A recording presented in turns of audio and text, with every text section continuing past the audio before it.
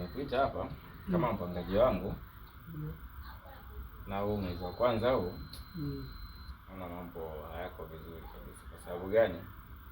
Naona hii wiki nimekuja kuleta gari ya pili hapa. Alafu huu mwezi wa kwanza wenyewe bado hujachangamka hata kuchangamka. Gari ya mchanga au? Gari ya usafi. Chooni kule.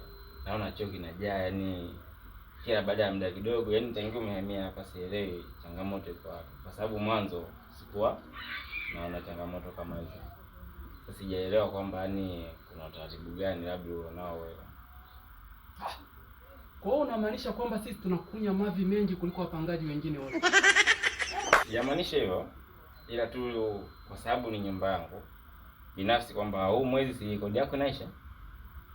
Itakapoisha nahitaji nipunguze watu baadhi, ili mradi nyumba yangu ibaki kidogo na unani. Sawa, yaani kwa hiyo watu hawa ambao unataka kuwapunguza kwenye nyumba yako kwa sababu wanakunya mavi mengi ni mimi mmoja wapo. Baada ya wewe kuja hapa, sawa? Mavi akawa mengi chooni.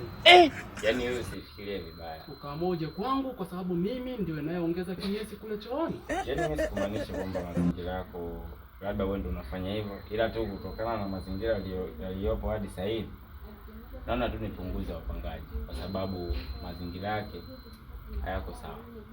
Mzee, nimeshawahi kukucheleshea kodi yako? Bado hujawahi. Sijawahi. Umeme natoa sitoi? Unatoa. Mimi na mke wangu wawili ndio tunakunya, choo inajaa. Maana yake umeamua sasa ukaona ukae ili sisi ututoe humu ndani kwa sababu sisi ndio tunakunya mavi makubwa. Ndio.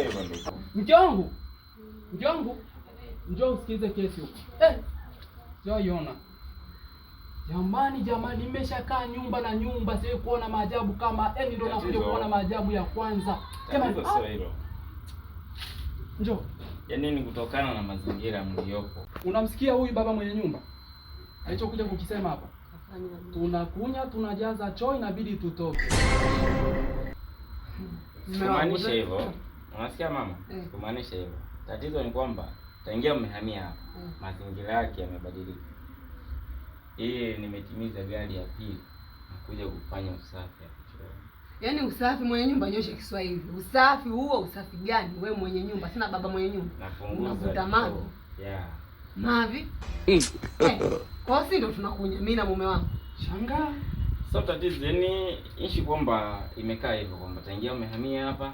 Kila tunakunya mavi. Kazi imebadilika, sawa? Mavi yanajaa chooni.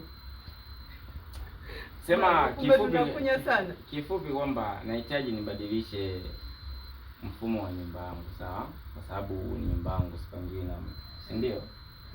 Nahitaji nipunguze upangaji kwa sababu kuna mambo yangu mwenyewe nataka kwanza nifanye usafi, nitengeneze vitu fulani. Basi mambo yako ushatuambia wewe, unataka tuhame kwa sababu tunakunywa mavi mengi. Sasa sikiliza nikwambie. Hapa ndani atoke mtu.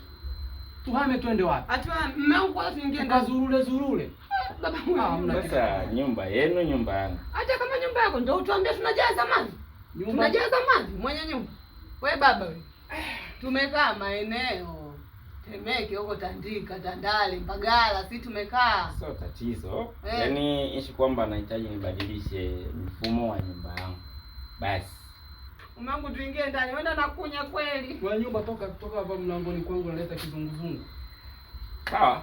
Itafuata barua. Barua kitu gani? Nani ahame? Tuhame.